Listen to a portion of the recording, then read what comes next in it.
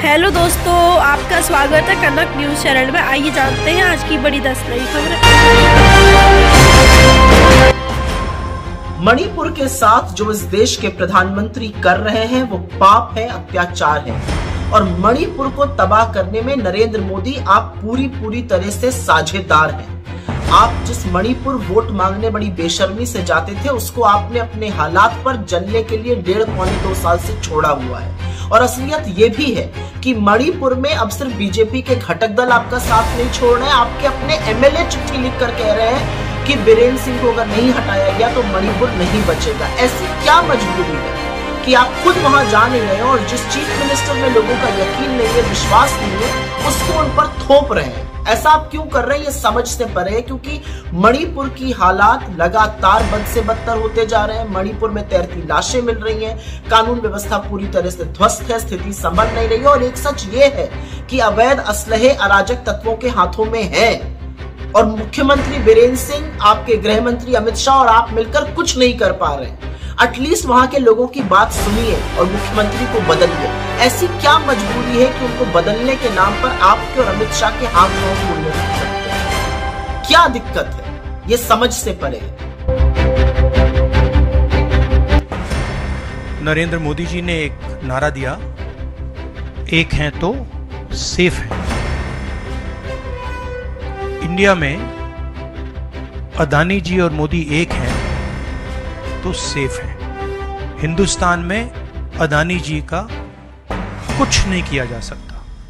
Chief minister 10-15 crore के लिए अंदर चले जाते हैं और अदानी जी 2000 करोड़ रुपए का स्कैम करते हैं और वो बाहर घूम रहे हैं। कारण है कि प्रधानमंत्री उनको प्रोटेक्ट कर रहे हैं। अमेरिका में इंडाइटमेंट हुआ है अदानी जी को, 2000 करोड़ रुपए का स्कैम है। हिंदुस्तान में उन्होंने क्राइम किया है, अमेरिका में क्राइम किया है। ये अमेरिका के इन्वेस्टिगेशन ने कहा है, मगर हिंदुस्तान में अदानी जी के खिलाफ कुछ नहीं। और ये हम मांग बहुत दिनों से कर रहे हैं। अदानी जी का अरेस्ट होना चाहिए, आज अरेस्ट होना चाहिए।